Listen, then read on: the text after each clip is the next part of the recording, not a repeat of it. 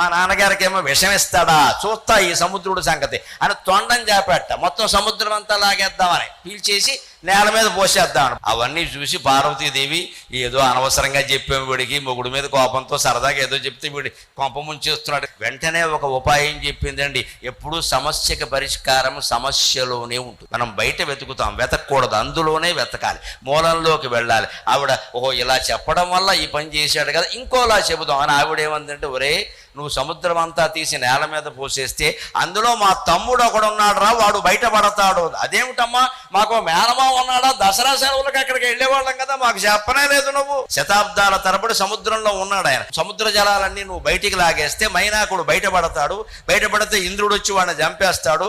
నాకు తమ్ముడు లేకుండా చేస్తావా, నీకు మేనమామం లేకుండా చేస్తావా అంట. తల్లిని తండ్రిని బాధ పెట్టే పని నేను ఎప్పుడూ చెయ్యను అని ఆ తొండాన్ని ఉపసంహరించుకున్నట్ట మన విఘ్నేశ్వరుడు.